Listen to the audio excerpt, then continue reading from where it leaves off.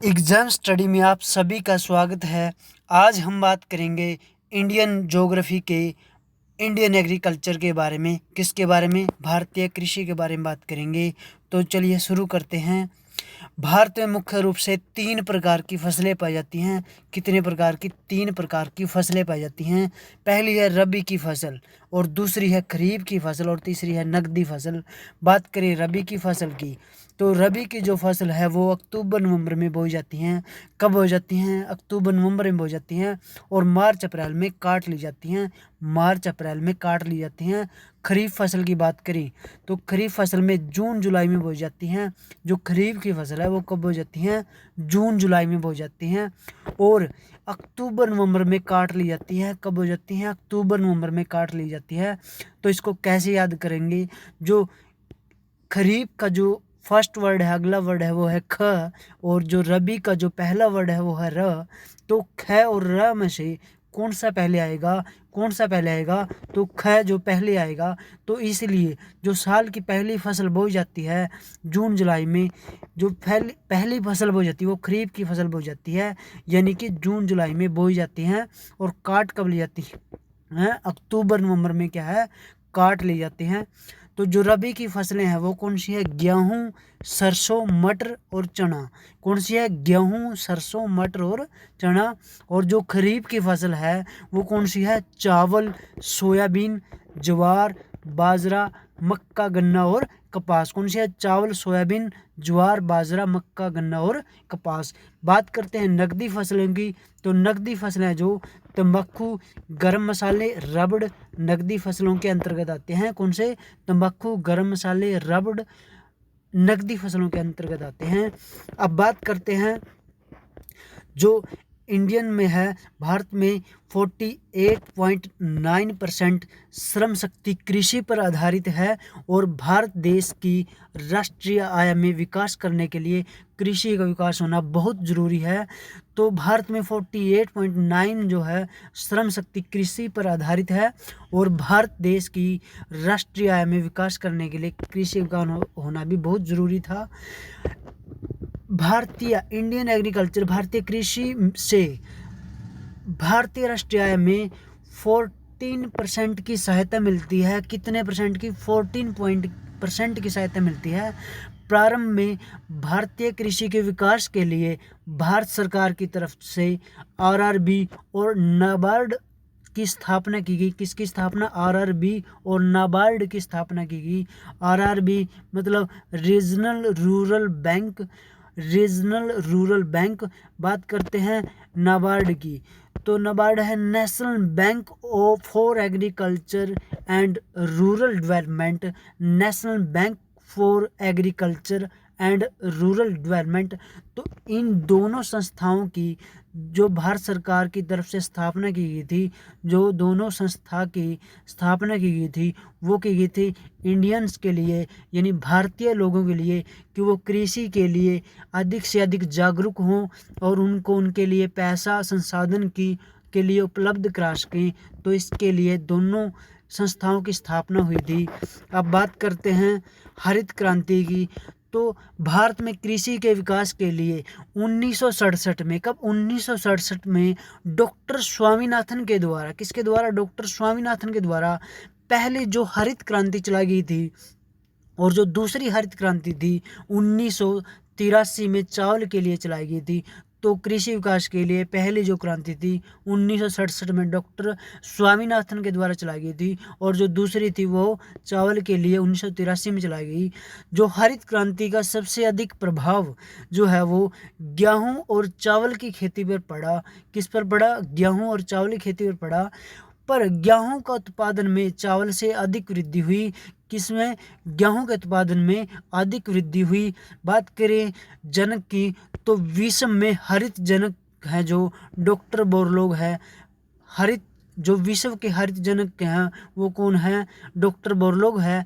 और जो भारत के हरित जनक हैं वो कौन है? हरित क्रांति के जो जनक हैं डॉक्टर स्वामीनाथन है।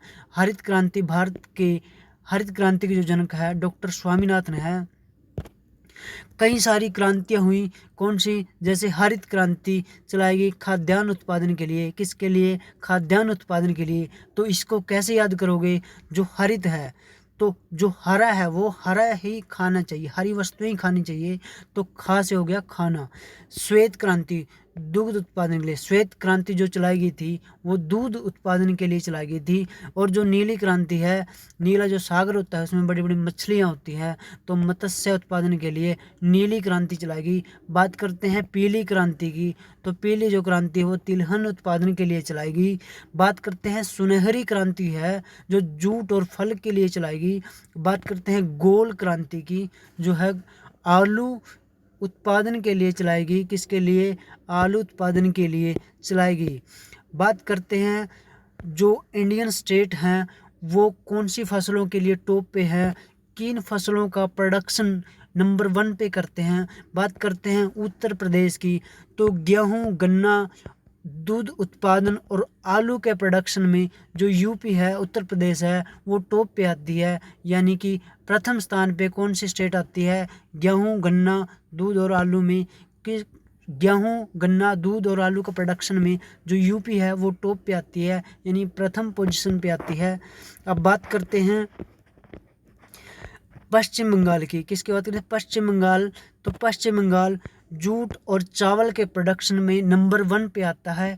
जूट और चावल प्रोडक्शन में जो पश्चिम बंगाल है वो नंबर 1 पे आता है। कौन सा? पश्चिम बंगाल में। अब बात करते हैं असम की, तो असम किसके लिए प्रसिद्ध है? तो चावल के प्रोडक्शन के लिए नंबर 1 पे है असम। और दक्षिणी भारत में सबसे ज़्यादा उत्पादित करने वाला जो राज्य है वो है तमिलनाडु। दक्षिण भारत में जो सबसे ज़्यादा चाय होती है वो कहाँ होती है? तमिलनाडु में होती है। अब बात करते हैं मध्य प्रदेश की, जो कि दालों के लिए प्रसिद्ध है। मध्य प्रदेश जो स्टेट है, सोयाबीन, दलहन, तिलहन, चना और कुल दालों के जो प्रोडक्शन के लिए जो नंबर 1 स्टेट जाना जाता है वो कौन सा है? मध्य प्रदेश। तो मध्य प्रदेश में सोयाबीन उत्पादन, दलहन, तिलहन, चना और दालों के जो प्रोडक्शन है वो नंबर 1 पे है। कौन सा है? मध्य प्रदेश, जो कि दालों के लिए प्रसिद्ध है। बात करते हैं राजस्थान की, जो कि सरसों के प्रोडक्शन के लिए नंबर 1 पे है राजस्थान। तो सरसों पे कौन राज करता है? राजस्थान करता है। अब बात करते हैं गुजरात की, तो कपास और मूंगफली के लिए, गुजरात किसके लिए? कपास और मूंगफली के लिए। तो कपास और मूंगफली यानी कप में जो मूंगफली हम खाते थे तो उसका टाइम अब गुजर चुका है, अब फ़ोन पे ही सब कुछ होता है। अब बात करते हैं महाराष्ट्र की, तो महाराष्ट्र में तो महान है प्याज के लिए और अरहर और अंगूर आम के लिए। तो जो प्याज है, तो प्याज, अरहर और अंगूर आम के प्रोडक्शन के लिए जो महाराष्ट्र है वो नंबर 1 स्टेट है। तो ये महाराष्ट्र जो प्रदेश है तो ये प्याज, अरहर और अंगूर के प्रोडक्शन के लिए माना जाता है और उनके उत्पादन के लिए महत्वपूर्ण स्थान है। बात करें आम की, तो भारत का जो राष्ट्रीय फल है वो है आम। अब बात करते हैं कर्नाटक की, तो जो कर्नाटक है वो कॉफ़ी, सनफ्लावर, सूरजमुखी और रेशम के लिए प्रोडक्शन के लिए नंबर 1 पे है। इनके उत्पादन के लिए प्रमुख स्थान पे है। कौन सा? कर्नाटक। तो कॉफ़ी, सनफ्लावर और रेशम, तो कर्नाटक। यानी कि कॉफ़ी पीने वाले ज़्यादा नाटक करते हैं तो कर्नाटक, और सनफ्लावर भी क्या है? कर्नाटक में, और जो रेशम है वो भी कर्नाटक में। बात करते हैं कुर्ग ज़िले की, तो जो कुर्ग ज़िला है, तो कुर्ग ज़िले में कॉफ़ी सबसे अधिक पैदा होती है और कॉफ़ी का जो अनुसंधान केंद्र है वो भी कहाँ है? कुर्ग में ही स्थित है। बात करते हैं केरल की, तो प्राकृतिक रबड़ है, गरम मसाले, काजू और नारियल और काली मिर्च के प्रोडक्शन के लिए नंबर 1 जो स्टेट है, जो नंबर 1 पे स्थान आता है वो केरल का आता है। जो प्राकृतिक रबड़ है, गरम मसाले, काजू और नारियल और काली मिर्च के लिए, यानी मसालों के लिए कौन सा फर्स्ट जो स्टेट है वो कौन सा है? केरल। यानी कि मसालों के लिए जो प्रसिद्ध है वो कौन है? केरल है। अब बात करते हैं आंध्र प्रदेश की, तो हल्दी, तंबाकू और मक्का के प्रोडक्शन के लिए जो इंडियन जो स्टेट है वो कौन सा है? आंध्र प्रदेश। कौन सा है?